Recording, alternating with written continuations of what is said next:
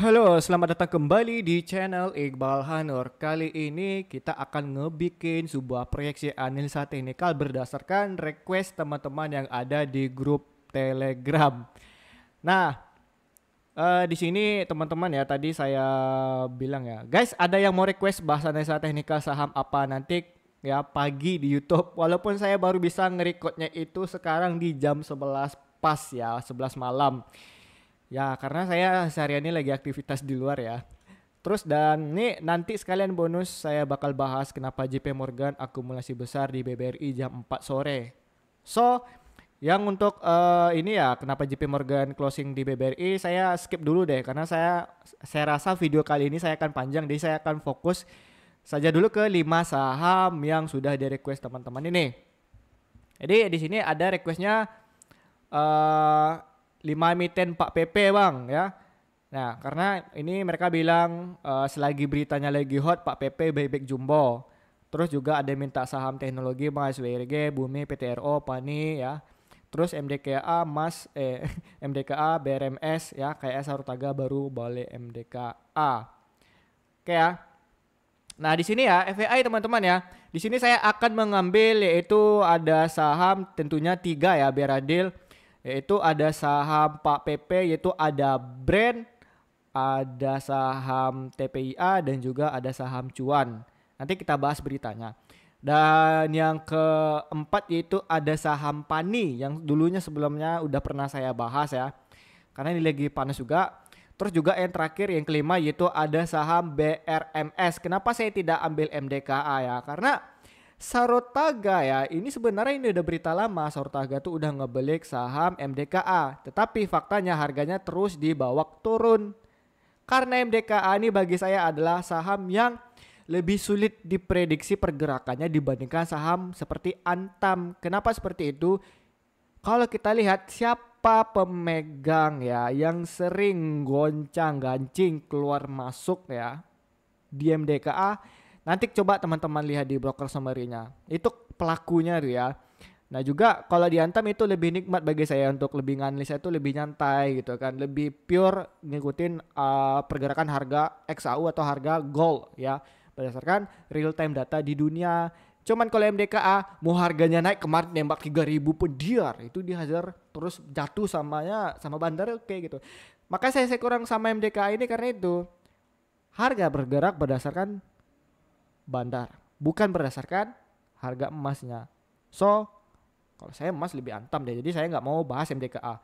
Masih pure lebih suka saya BRMS lagi, gitu ya. Oke ya. Nah, di sini juga saya udah ngebahas kalau di sini ya untuk agenda buat pekan depan ya ISG sebelum libur Lebaran yaitu ada pemaparan detail dan antara. Dan kedua ada RUPS yaitu ada BBRI, BMRI, BBNI yang udah sering saya bilang di video ini ya. Nah di video ini video proyeksi saham saya yang untuk di sektor perbankan ya 5 big bank ini. Nah oke, dan terus nih ada laporan harga pangan ya. Terus juga ada laporan penerimaan pajak dan pemaparan detail bansos dan subsidi. Ini paling penting. Satu. Kedua, ini juga penting ya, yang nomor 3. Lalu kelima ini juga penting. Kenapa? Karena ini saya lihat ini beritanya udah banyak yang melenceng ya. Satu. Ini yang ketiga, demo RUU TNI yang ini bikin skeptis asing dan juga kita sebagai masyarakat Indonesia kita udah tahu deh, nggak perlu saya bahas. Yang kelima ini laporan penerimaan pajak yang faktanya di saat kita udah cek kemarin ternyata penerimaan pajaknya itu minus hingga 21 entah 24% tidak terserap pajaknya daripada tahun kemarin gitu kan. Kenapa seperti itu? Bentar ya teman-teman ya. Kenapa bisa seperti itu ya? Ya mau gimana gitu kan. Masyarakat yang mau bayar pajak jadi dipersulit dengan adanya Cortex yang biayanya nauzubillah gedenya tapi tidak ada fungsinya sama sekali. So, pandangan saya untuk minggu depan ini bakalan lebih dia, lebih gini ya. Kayak lumba-lumba lagi berenang. Nah, kita lihat dulu lah. Ini sebelum kita ke chartnya ya. Ini berita untuk Danantara dulu ya. Ya ini ya Danantara sebelumnya ini hasil efisiensi anggaran diinvestasikan di Danantara untuk 20 proyek nasional. Dari from this to this ya. Bahlil mau ganti LPG dengan DMI. Ya DMI batu bara. Dan Danantara jadi investor. Terus captionnya proyek DMI mahal dan merugikan. Ya mau gimana teman-teman ya. Berarti ya ini satu udah kena nih pemaparan detailnya antara untuk besok di minggu depan nih. Hati-hati market ini lebih aware ke depannya. Ini RUU PSBB ini udah, demo RUU TNI masih berlanjut oleh mahasiswa di seluruh Indonesia. Laporan harga pangan yang kemarin saya udah pernah bahas nih ya. Nih. Harga saham boleh turun, naik turun, harga pangan aman. Ya, dengan ya presiden kita kayak gini gimana keadaan ISG kita nih. Aduh. Terus juga ini laporan penerimaan pajak ini ya. Teman-teman bisa cari deh beritanya ya. Nih penerimaan pajak 2004 menurun. Nah, penerimaan perpajakan Indonesia mengalami penurunan yang signifikan dalam beberapa tahun terakhir. Pada tahun 2024, rasio penerimaan pajak terhadap produk domestik bruto PDB atau GDP Indonesia hanya mencapai 10,07%, yaitu dari segi rasio ya. Terus kalau dari perbandingannya ya sama yang tahun-tahun lalunya itu ya sampai 21%. Ntar ya. Di sini kemarin saya lihat di channelnya Pak Benix nih. Ntar ya. Ai.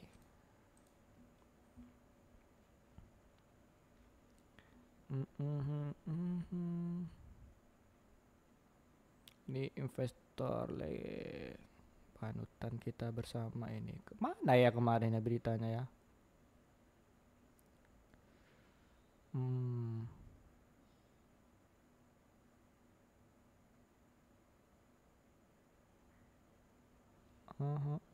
Ini. Nah, APBN defisit 31,2 triliun dan penerimaan pajak minus 20,86%.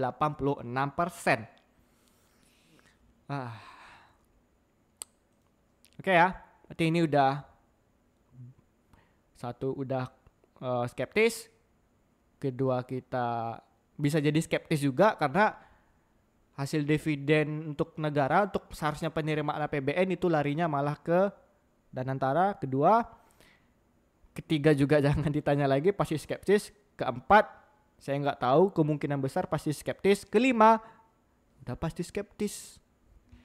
Hati-hati lah untuk market minggu depan ya. Ini kebijakan fiskal kita, aduh.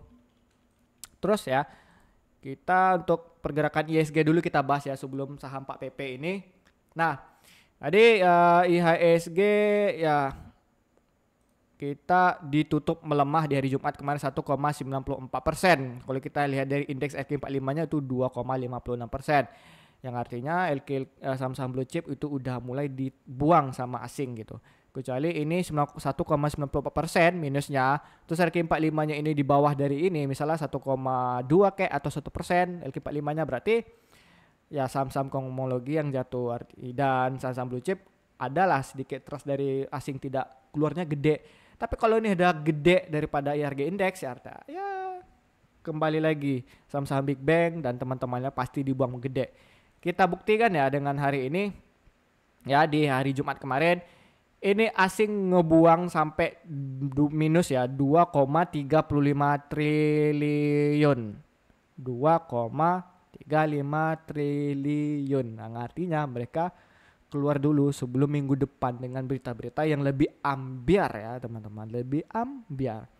Dan kalau kita lihat dari indeks di Asia ini juga mulai terkoreksi. Hanya Amerika ya sangat tipis ya 0,08%, S&P 500 dan juga Dow Jones.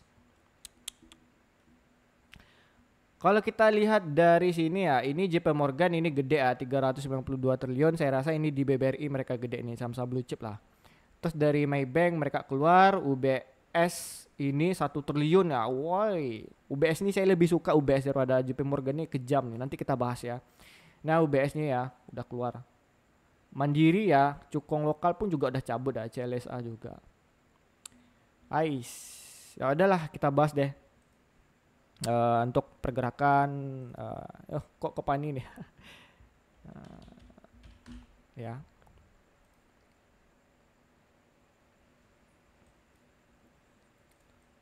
Ini kan kemarin kita udah bilang nih ya, untuk di hari Kamis kemarin ini bakalan ada Junam ya. Dan ternyata ini pun pas area ini ya, panah saya pun bisa pas kali ini. Sampai ini ya, wicknya ke bawah. Nah, nih kita gedein lagi ya. Sap. Ha. So, ya bagaimana ISG ke depannya kalau ada polanya seperti ini ya. Ya menurut saya ya ini kita turun lagi deh. Empat ternyata. Ya menurut saya ya ini bisa lanjut ke bawah turun dulu deh. Atau ini bisa dibawa nafas dikit, doji kembali baru turun. Ya teman-teman ya. Karena dengan kondisi fundamental yang saya tidak bisa percayakan ini, tapi kalau dari segi analisa teknikal ya, karena ini udah disupport, ya paling ini sedikit ada penurunan, tapi tidak kejam ya. Tapi entahlah bisa kejam dari analisa teknikal lah. Nah saya lagi bingung juga nih, soalnya udah nengok berita-berita ini kayak udah aduh gitu. Seandainya ini bisa, ya tapi proyeksi saya ya dengan asing yang gede, ini besok saya rasa Senin atau Selasa ini Junam kembali nih bisa ke 6.141. Ya udahlah kita turunin aja lagi sini ya. Nah, ke sini dulu deh untuk dari Senin atau Selasa nih. Ya, hari Senin ini bakalan ke sini nih. Aduh. Tapi hati-hati ya. Pokoknya tahun ini teman-teman harus pegang cash ya.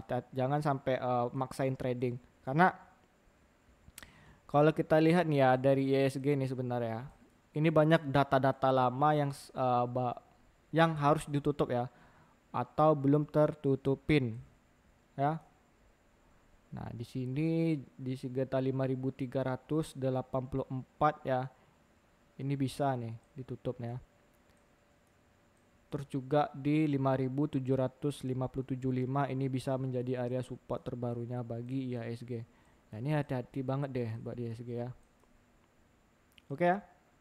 Jadi kita ke saham PP dulu deh. Nah, oke, kita buka langsung saja beritanya dari tadi IDX. Tapi sebelum itu teman-teman ya, kita di sini akan ngebahas yaitu ada saham kembali ya, biar ingat ya. Brand, TPIA, Cuan, Pani sama BRMS.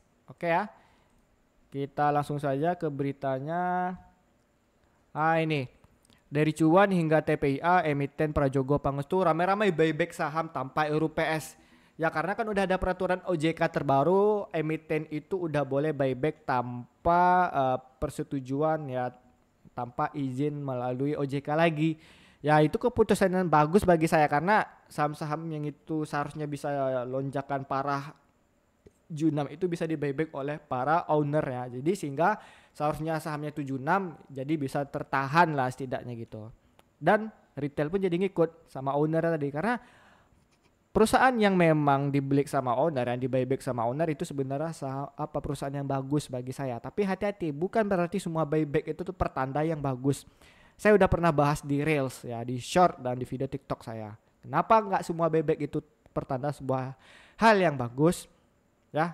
Atau nanti saya bikin video deh untuk khusus fundamental ya dari buku analisis sekuritas dari Benjamin Graham dan Dodd. Nah, oke ya, di sini mulai besok ya, mulai pekan depan 24 Maret 2025 Bapak Prajogo Pangestu ramai-ramai berencana melakukan pembelian kembali atau buyback. Kalau kita lihat di sini ya, TPIA itu pengumumannya rencana melakukan buyback sekitar 250 juta saham atau 0,29%. Terus juga brand akan melakukan buyback saham tak tanggung-tanggung ya, dananya itu 2 triliun. Terus juga ini dari cuan juga ya. Nah, juga sini saya udah ngebagikan data juga nih. Di mana tadi? Oh ya, belum saya update ya. Nah, intinya tiga saham Pak PP tadi itu benar-benar udah potensial lah bagi saya untuk dilirik. Ya, kita langsung saja ke saham yang pertama, yaitu ada saham Brand yang hari ini ditutup menguat sebesar 6,69%. Kalau kita lihat dari transaksi asing, ada akumulasi besar 11 juta lembar. Artinya ini sangat-sangat positif untuk Brand ya. Karena dari beritanya saya lihat itu keluarnya jam 2 ya. Jadi ya mereka udah asing nih dar langsung beli kan. Jadi besok pas hari Senin nambah Pak PP lagi dar, bakalan nembak lagi. And then saya udah pernah bilang bahas saham Brand ya. Kalau titik support Brandnya itu di sini di 5.100 kan, terbukti lagi kan. Berarti pas lah analisa saya. Jadi teman-teman saya rasa ya, kalau pengen ngebeli Brand ya silahkan, itu bisa ikuti aja euforianya. Dan untuk area TP-nya itu bisa di 7.525 hingga 8.125. Ini udah pernah saya bikin ya di video YouTube saya sebelumnya ya. Mana nih kemarin Brand nih? Brand mana nih ya? Ini ya di sini. Ya. Sini udah pernah saya bahas 2 minggu yang lalu. Akhirnya pas ya. Oke ya. Kemarin saya bikinnya masih di sini nih harganya tuh. Nah, kalau misalnya teman-teman ya ngelihat misalnya besok ternyata harganya tuh melonjak tinggi ya kan, takut harga tuh nggak dapat, ya teman-teman bisa beli di harga offer aja di harga 6.000 gitu. Karena kalau kita lihat ini bidnya kan udah 1.175, ini 997. Kalau pengen langsung dapat harganya dan benar-benar percaya yakin besok di hari Senin untuk TP di sini ya teman-teman ya. Ya udah HK aja langsung hajar kanan, beli di harga ini offer 6.000. Jadi langsung dapat tuh. Ya, oke, itu untuk Brand ya. Kedua kita langsung aja ke sahamnya, itu ada TPIA yang hari ini naik sebesar 2,83%. Kalau kita lihat dari transaksi asing masih ada akumulasi sebesar 29 juta lembar. Kemarin kita 10-15% udah profit ya di grup Telegram channel. Oh ya, satu lagi teman-teman, kita untuk saya di hari minggu depan saya usahakan untuk bisa tetap stay nge-upload ya, karena saya besok udah mulai pulkam, jadi di kampung itu saya belum tentu nih apakah sinyal masih stabil, dan saya akan ngecek sinyal ngecek laptop saya lah untuk apakah ini di recordnya oke atau tidak gitu. Karena saya nggak mic ini saya tinggalin di kantor, nggak saya bawa. Oke ya. Ini untuk TPIA ini beneran udah ada lonjakan ya. Ya, ini kemarin saya bikin ini kembali pas ya ini jatuhnya ya. Tidak lanjut batu, berarti dilanjut naik. Nice. So ya untuk TPIA ini saya ngelihat ya, saya nggak tahu ini pasti fixnya nih bakalan tetap lanjut ya. Karena kalau modelan kayak gini bagi saya ini bisa masih ya, bakalan ya kembali turun lah sekitar di 6.825. So untuk area resisten ke depannya untuk saya lihat di TPIA ini ada di sini ya teman-teman ya, area demand terbesar untuk TPIA saya di sini nih. Nah, ya kalau misalnya teman-teman yang memang mau ngikut ya di TPIA ya silahkan gitu. Nah, di sini potensiali saya ini bakalan gambarannya untuk TPIA akan seperti ini ya teman-teman ya. Nah paling di sini kalau misalnya beneran turun sampai ke sini 23%, gede juga nih. Atau teman-teman yang memang pengen pasti-pasti aja ya, ini bisa di sini ya. Ini merupakan support juga nih ya teman-teman. Area resisten juga. Berarti ya nih ya, itu TP1 ini untuk TP2 di TPIA. Tapi kalau saya lebih suka di Brand sih. Oke ya. Ini untuk Brand. Kita langsung aja ke saham yang ketiga, yaitu ada saham Cuan yang hari ini naik tipis 0,37%. Kalau kita lihat dari transaksi asing ternyata ada distribusi 14 juta, yang artinya berarti ini udah mulai dibuang nih ya. Beritanya udah masuk tapi asingnya ngejual. Pertanda apakah ini? Pasti itu dari segi teknikalnya, bukan dari segi fundamental ya. Kita lihat dulu ya chartnya ya. Mak, ciao nih. Seram. Kalau saya kayak gini ya teman-teman ya. Saya lebih ini deh. Lebih menunggu ya karena di sini ada support yang beneran berbahaya kalau ini eh, berhasil ditembus oleh cuan tadi. Ya, ini support support paling bawahnya ini dan juga ini merupakan support yang terdekatnya lah. Mak, benar kesentuh. Nah, kalau kita lihat ini dalam fasenya ya. Hmm, hmm, hmm.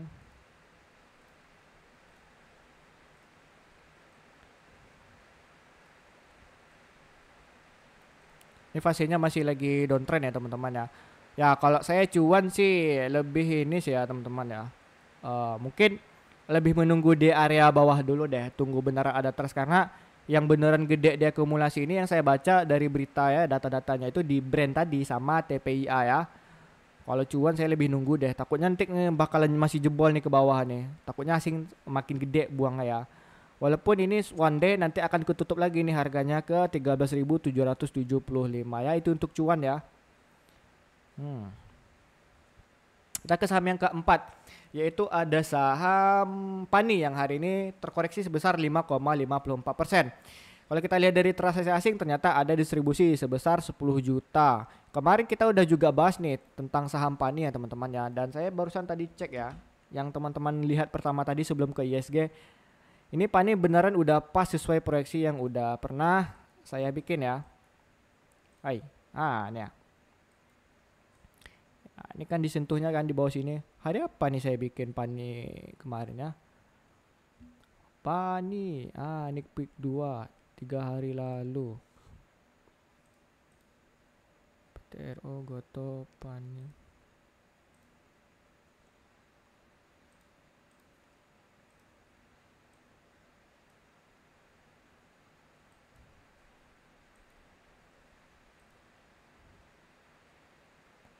Ini saya bilang saham Pani ya teman-teman ya. Kan area. Nah, di sini kan saya ada bikin di area sekitar 8.000 hingga 9.000 ya, berarti di candle week yang panjang nih ya. Nah, di sini ya teman-teman ya. Artinya ini Pani juga udah mulai bisa dia bertahan di sini ya di area. Dia punya bikin support terbaru ya nih. Nah, kita tandai dulu nih.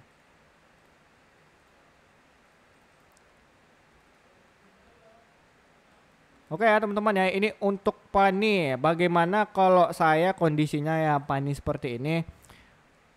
Saya rasa dengan adanya dengan adanya distribusi ini ya, ini 10 juta dan ini sahamnya juga minus ya, artinya ini the power of asing nih kalau udah model kayak gini.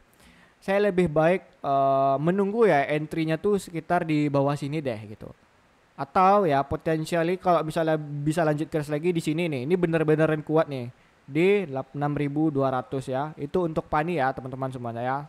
Kalau saya tunggu dulu deh, belum ada momentum nih. Sama kayak cuan tadi. Oke, kita ke saham yang terakhir. Itu ada saham BRMS yang pernah kita bahas juga. Itu udah minus terkoreksi 7,60%. Kalau kita lihat dari transaksi asing ada distribusi gede 64 juta. Wadidaw. Oke. Kalau kita lihat ini BRMS sebelumnya udah sering saya proyeksi juga nih di grup Telegram tadi. Nah, ini ya. Kan kemarin saya udah bikin nih. Sebenarnya kalau untuk BRMS ya kembali naik ke 430 itu sulit ya. Dan ternyata setelah itu dia nggak bertahan nih. Nah, akhirnya dia nggak bertahan, dia bikin ini area tengahnya ini ya. Dia sideways atau ranging, akhirnya nggak bertahan, boom jatuh. So potentially saya bagi dengan distribusi gede ya, ini BRMS bisa kembali lanjut ke bawah lagi ke 306 atau titik terdekatnya ke sini ke 330 ya. Itu untuk BRMS saya nunggu dulu deh, nggak ada momentumnya juga ya. Dua nih sih menarik nih ya, brand sama TPIA. Oke ya, berarti udah selesai sudah kita bikin video khusus untuk para request teman-teman yang ada di grup. Oke ya, seperti biasa teman-teman kalau pengen lebih aktif dapat insight berita teman-teman baru ya trading gitu secara signal, kalau memang potensial itu kita langsung aja join di grup Telegram kita ya di sini ya nih, Trade Me with Iqbal. Dan seperti biasa jangan lupa like video saya, subscribe video saya ini, channel YouTube saya ini, dan juga aktifkan notifikasi bell dan loncengnya sehingga nanti teman-teman bisa mendapatkan update notifikasi. Jadi pas saya udah muncul upload video, teman-teman udah bisa nonton deh menjelang sahur gitu kan. Ya, dan seperti biasa terima kasih telah menonton video saya. Kalau ada nanti teman-teman yang pengen request dan segala macam ya, dan video update saya terbaru, mungkin habis raya baru saya bisa bikin spam video ya untuk video tutorialnya. Oke ya, seperti biasa salam gacor, semoga cuan dengan kondisi market yang amburadul.